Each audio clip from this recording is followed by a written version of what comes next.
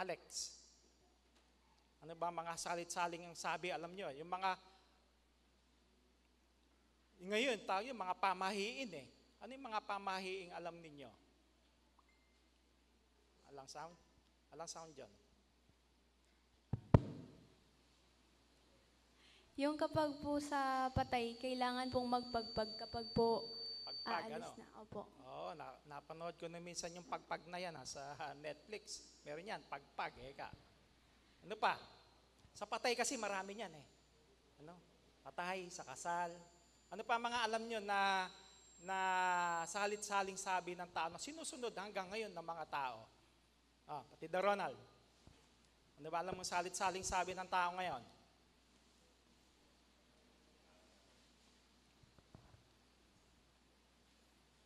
Nag-iisip pa.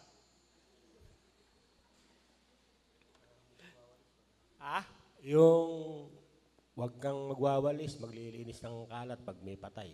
Ayun, wag magwawalis. Pagka may patay, kailangan daw pupulutin mo lang, dadamputin mo lang. Diba? Meron pa kayong alam? Tidna Kim. Ano alam mo? Na mga, Dalawa Kim. Hindi, di na ako nakatingin kay Kim Simbulan eh. Hindi naman kay Kim eh. Yung kapag magpipicture po, bawal daw po yung bawal daw po tatlo kasi Tatlo. mamamatay daw po yung nasa gitna. Ayun. Bawal daw yun. Pagka magpipicture, bawal yung tatlo. Mamamatay daw yung isa. Ano? Di ba? Mga salit-saling sabi yun eh. O dyan. Yung bagong botisado natin, pangalan Liana. Ano bang alam mong salit-saling sabi ng tao? Sister Liana, yun, yung nakasalamin. Dalawa yung nakasalamin eh. Yung isa. Ano ba alam niyong salit-saling sabi? Yung bawal daw po mag-uwi ng pagkain sa patay. Bawal mag-uwi ng pagkain sa patay kasi sasamay ba yung kaluluwa? Parang ganun, ano? So, marami, no? Maraming mga salit-saling sabi ng mga tao. Tingnan din natin, nagbigay din ako yung ating PowerPoint. Ayan, no? Mga pamahiin sa patay. Sa patay kasi mas marami, ano? Yung meron pang inihahakbang. Di ba yung sanggol, ihahakbang doon sa patay? Di ba? Bakit kaya? Ano ba ang paliwanag nila doon? Bakit inihahakbang yung sanggol sa patay? Sa may pagkaililibing? Para hindi mapaniginipan. So kaya kinukuha yun, ano? Wala naman sa Bible noon. No? Ayan. Tapos yung may maglalagay ng pera sa kamay ng patay, dahil yung daw pera na yon gamitin mo raw sa negosyo. Pagka dilibing na, kunin mo. Tapos o kaya, pocket money. Pangswerte raw. Diba? Ganun ang tao eh. Dito, bawal maligo ng Biyernes Santo dahil patay ang Diyos. Nung bata kami, ganun eh, ang alam namin eh. Kaya hindi kami naliligo ng Biyernes eh. No? Kasi yun ang kasabihan doon eh. Hanggang ngayon naman, pero ngayon unti-unting nawawala. No? Ayun, huwag magwawalis sa gabi. Lalabas yung swerte. Meron pang pamahiin. Kuminsan, yung pag kami aalis, kunyari kumakain kayo, isang pamilya kayo, tapos yung isa natapos kagad, nagmamadali, aalis. Ano yung gagawin sa plato? Iikot daw. Diba? Isa yun sa mga salit-saling sabi ng tao na sinusunod hanggang ngayon ng mga tao. Wala naman kang mawawala eh. Wala naman kang masama kung sundin. Meron. May masama. Anong masama? Tingnan natin. Pakibasa nga. Deuteronomio 18:10. Huwag makakasumpong sa iyo ng sino mang nagpaparaan sa apoy ng kanyang anak na lalaki o babae, o nanghuhula, o nagmamasid ng mga pamahiin, o enkantador, o manggagaway. Ayun, katumbas pala nun, no? Yung nagmamasid ng pamahiin. Bawal ng Diyos yun eh. Hindi mautos ng Diyos yun eh. Na sundin mo yung mga ganung bagay, hindi mga utos ng Diyos. Kaya nga, salit-saling sabi ng tao, utos ng tao na naitanim sa isip ng tao na ayaw ko minsan bitawan. Kung nasa isip, wala namang masama kung gagawin mo yun. Diba? Pero bawal ng Diyos yun eh. Huwag daw magmasid ng mga pamahiin. So, hindi dapat na gawin. No? Basahin din natin ngayon yung ating pag-aaralan na salit-saling sabi ng mga tao na kung saan alin yung mas sinusunod ng tao nung panahon ng Panginoong Kristo nang siya'y nangangaral. Pakibasa nga, pakiunawa natin, 15:1-9, saka natin talakayin itong ating paksa. Nang magkagayoy, nagsilapit kay Jesus na mula sa Jerusalem ang mga Fariseo at ang mga eskriba na nagsisipagsabi, "Bakit ang iyong mga alagad ay nagsisilabag sa salit-saling sabi ng matatanda? Sapagkat hindi sila nangaghuhugas ng kanilang mga kamay pagka nagsisikain sila ng tinapay." At siya ay sumagot at sinabi sa kanila, "Bakit naman kayo nagsisilabag sa utos ng Diyos dahil sa inyong salit-saling sabi? Sapagkat sinabi ng Diyos, igalang mo ang iyong ama at ang iyong ina, at ang manungayaw sa ama at sa ina ay mamatay siyang walang pagsala. Datapat sinasabi sa inyo, sino mang magsabi sa kanyang ama o sa kanyang ina, yaong mangyayaring pakinabangan mo sa akin ay hain ko na sa Diyos, ay hindi niya igagalang ang kanyang ama. At niwalan ninyong kabuluhan ang salita ng Diyos dahil sa inyong salit-saling sabi. Kayong mga mapagpaimbabaw, mabuti ang pagkahula sa inyo ni Isayas, na nagsasabi, ang bayang ito'y iginagalang ako ng kanilang mga labi. Datapat ang kanilang puso ay malayo sa akin. Datapat walang kabuluhan ang pagsamba nila sa akin, na nagtuturo sa kanilang pinakaaral ang mga utos ng mga tao." Maraming salamat. So, tingnan natin, ito yung ating tatalakayin ngayon na pinagkunan ng ating paksa, no? Tungkol sa salit-saling sabi ng mga tao. Dito, merong binabanggit na Fariseo at Eskriba at mga Eskriba. Yan yung Fariseo, mga sekta yan ng isang relihiyon. Eskriba, Fariseo, Saduceo, mga sekta yan na kung saan nahigpit sila dun sa kautusan ni Moises at lalo na sa mga salit-saling sabi ng mga tao. So, ano yung isa doon sa pinupuna ng mga Fariseo at mga Eskriba sa mga alagad ng Panginoong Hesukristo? Ano unang-una nyo nakitang pinuna nila? Na hindi sinusunod ng mga alagad, na kinu-question ngayon ng mga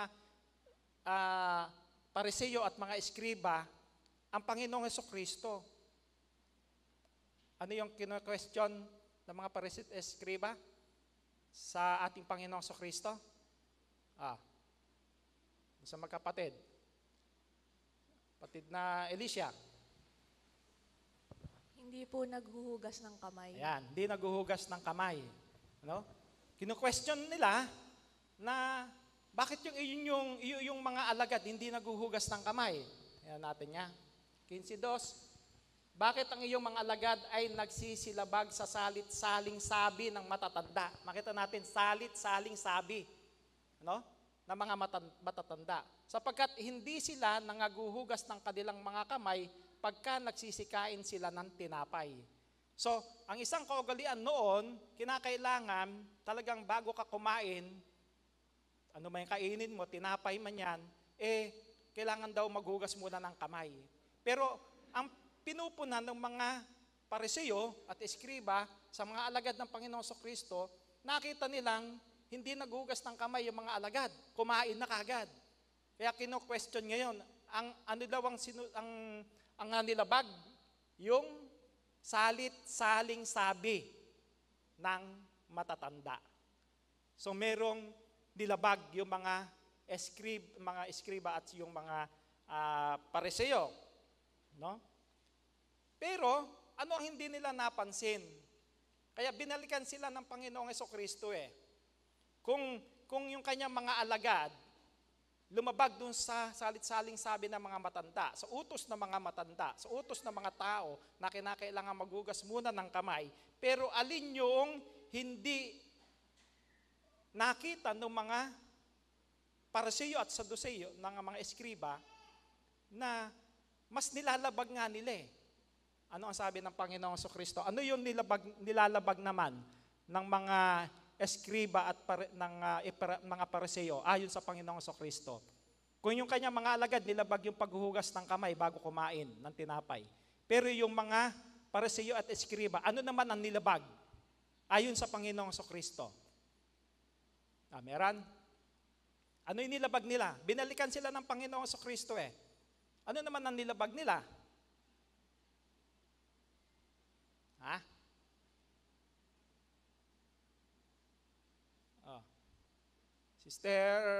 Sister Blessy, ano ba nilabag? Yun na kayo ko, yun ang tatawagin ko eh. Ano ba nilabag ng mga Pariseo at eskriba? Parang yung nabanggit yung may paggalang sa ama at ina, sa magulang. Yun, paggalang sa magulang. So isa yon. Isa yon. Ano pa?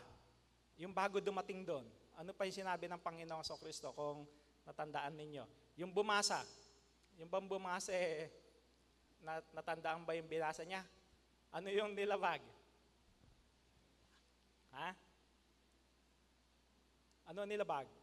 Kung yung mga tao, kung yung ayon sa mga Pariseo at eskriba, nilabag na mga alagad, yung salit-saling sabi ng mga tao na matatanda, pero sila na mga Pariseo at mga eskriba, ano naman ang nilabag nila ayon sa Panginoong Jesucristo? Pakibasa nga, 15:3. At siya'y sumagot at sinabi sa kanila, bakit naman kayo magsisilabag sa utos ng Diyos dahil sa inyong salit-saling sabi? Yun. So, may conflict no? Sumusunod yung mga Pariseo at eskriba doon sa salit-saling sabi ng mga matatanda. Yun ang sinusunod nila. Pero ayon sa Panginoong Jesucristo, sinusunod nyo nga yan, alin naman din nila sinusunod? Alin ang nilalabag nila? Yung utos ng Diyos.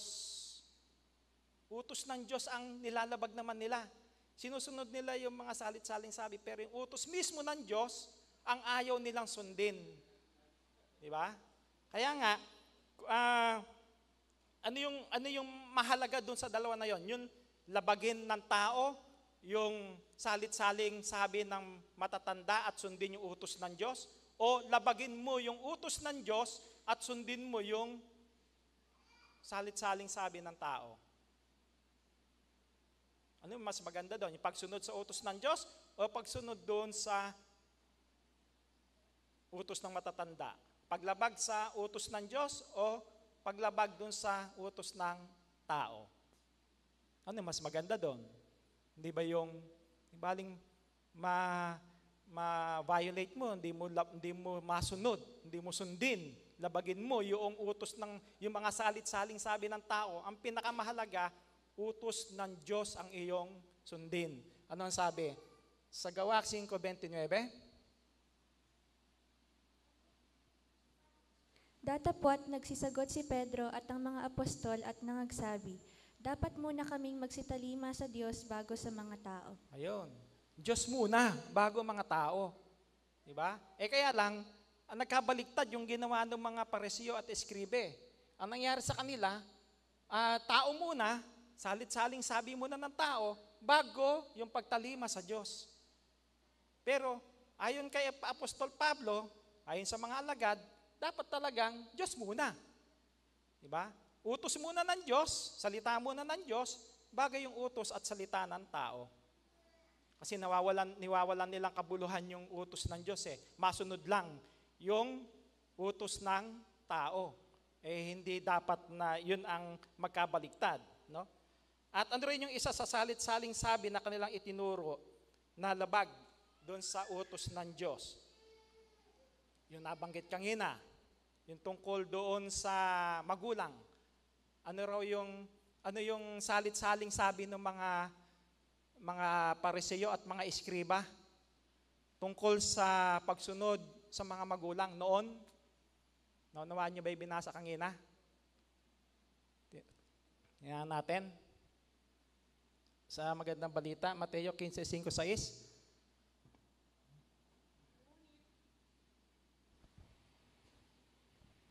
Ngunit itinuturo ninyo na kapag sinabi ng isang tao sa kanyang ama o ina, ang anumang maitutulong ko sa inyo ay naihandog ko na sa Diyos.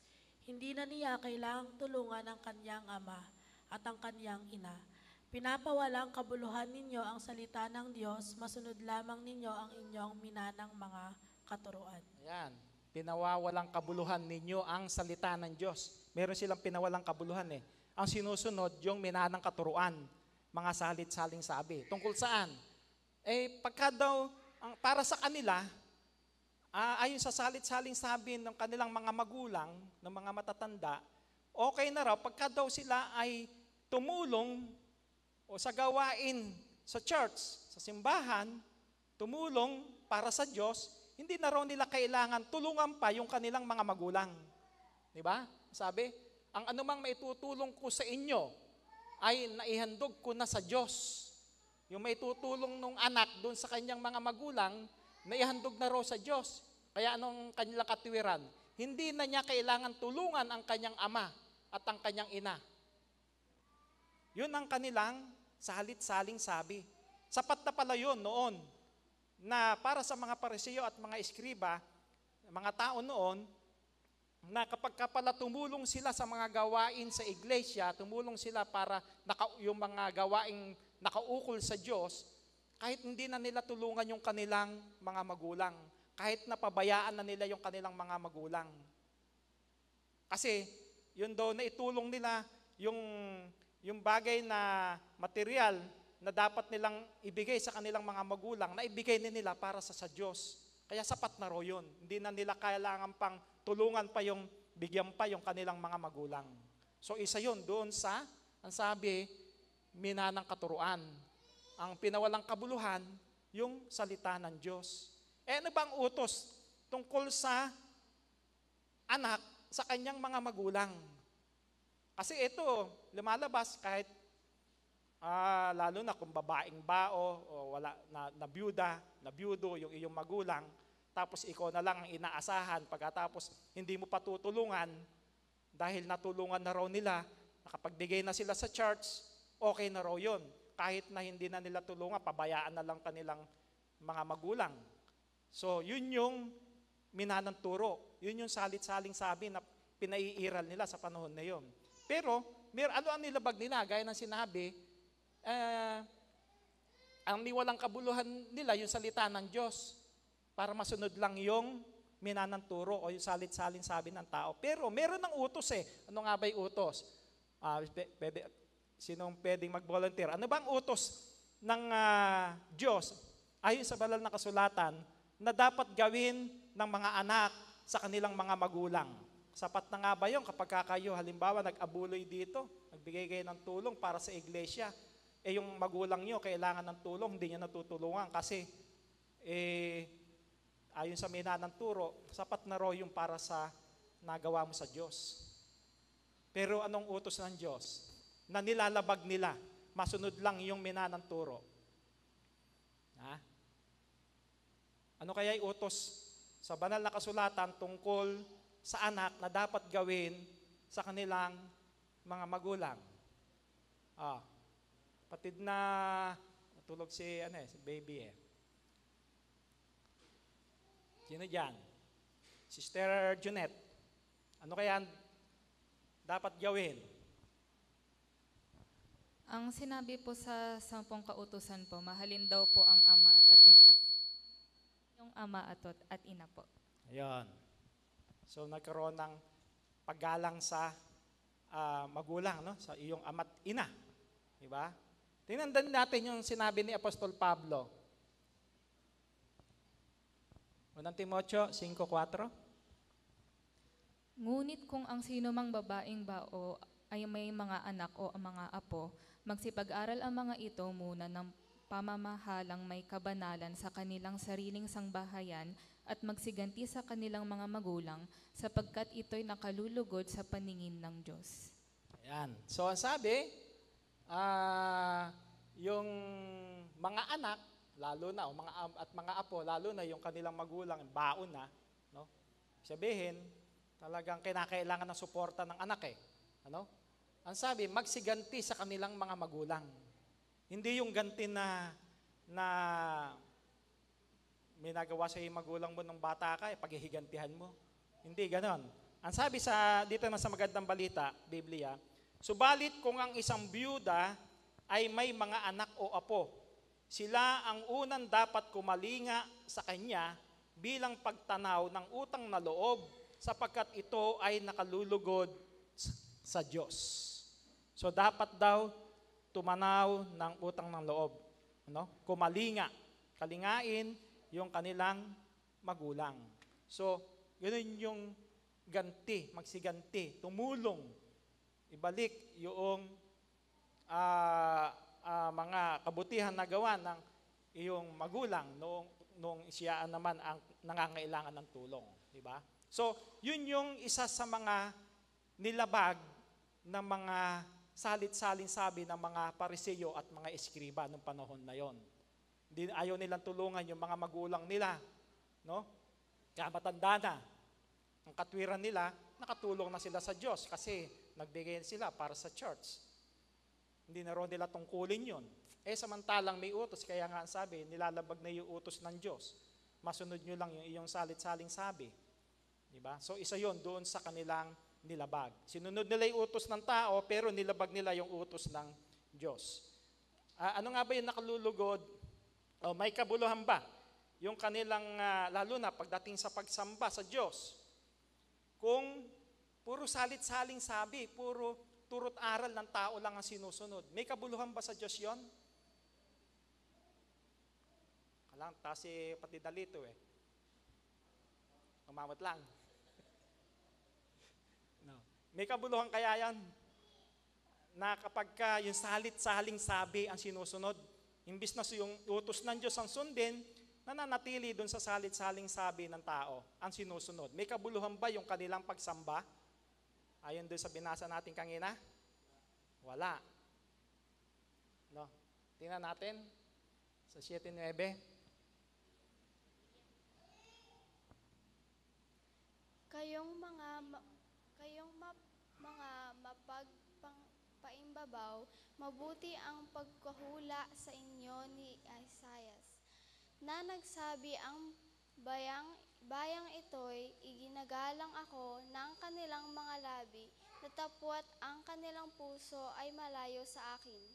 Datapwat walang kabuluhan ang pagsamba nila sa akin, na nagtuturo ng kanilang pinakaaral ang mga utos ng mga tao.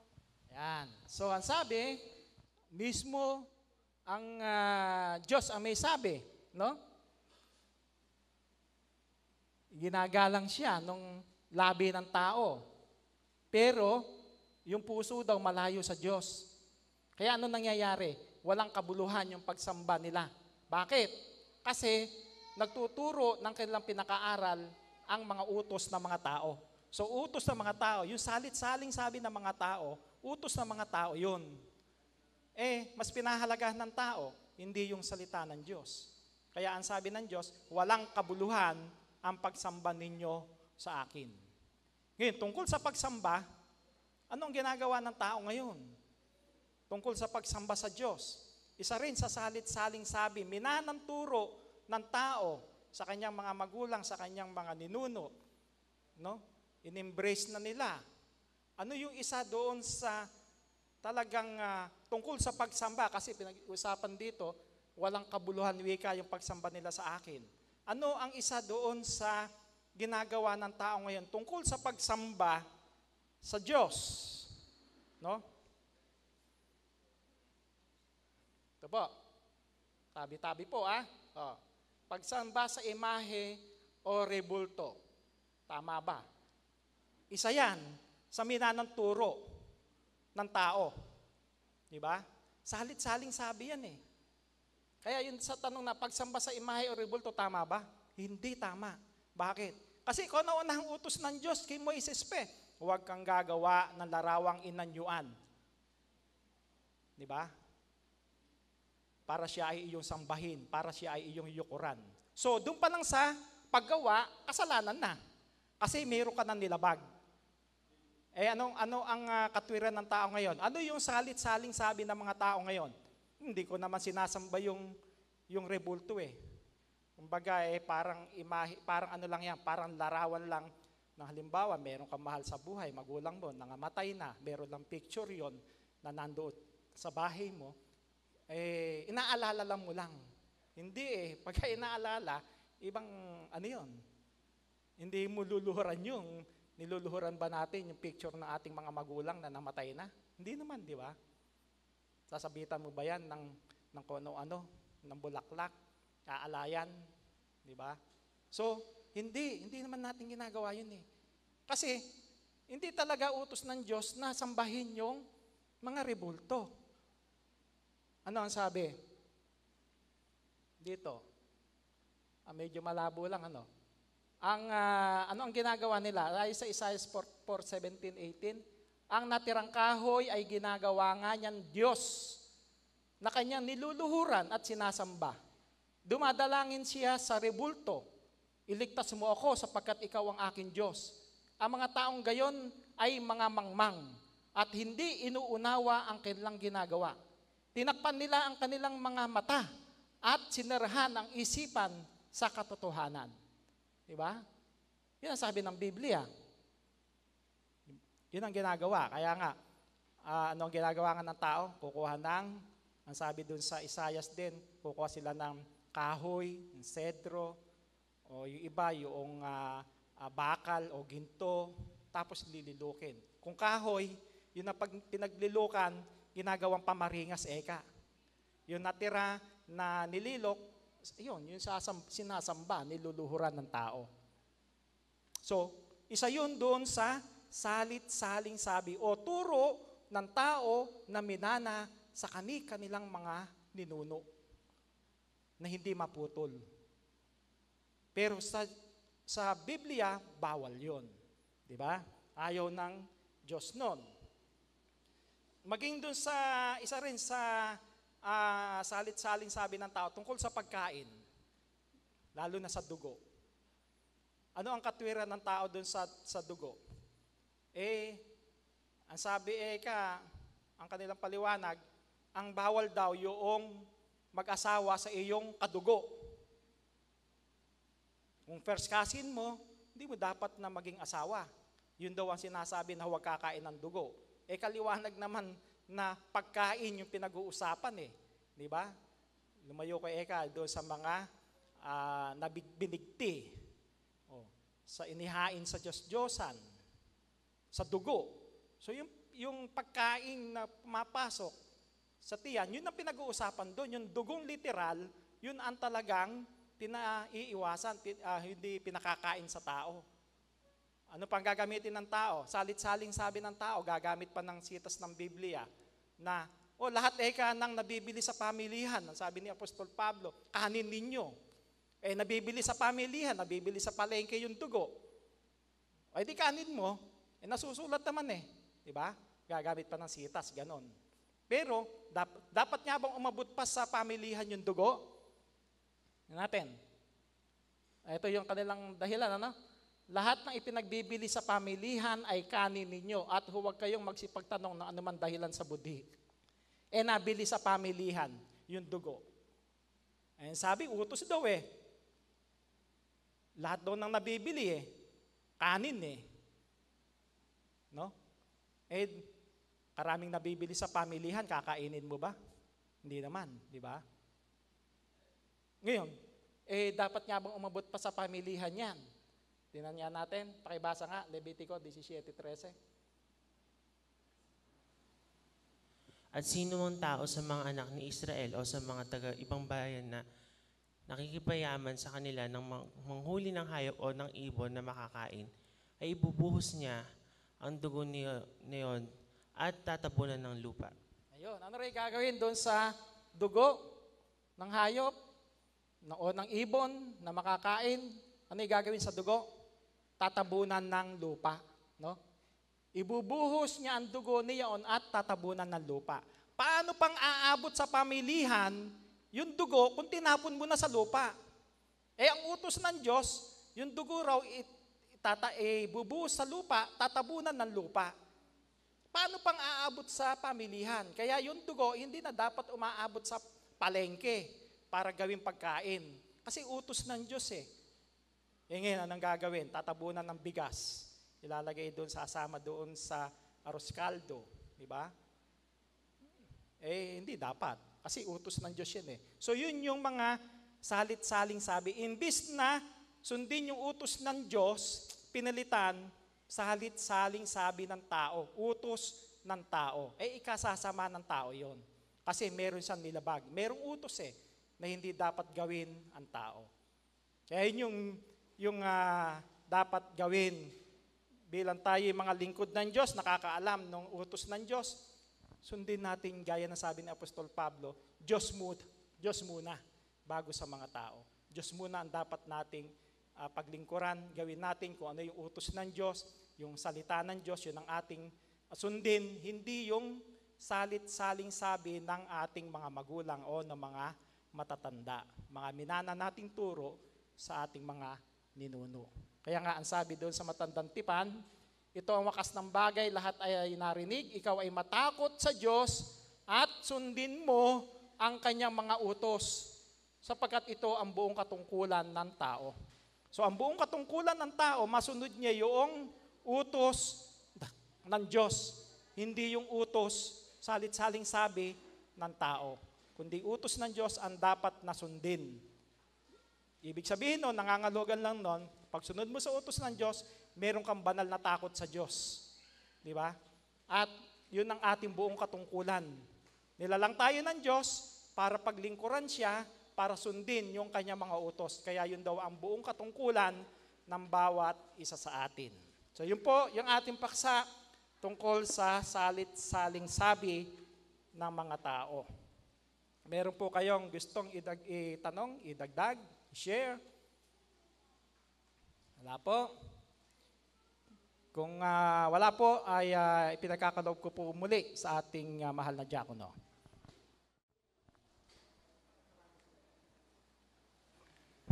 Maraming salamat, Elder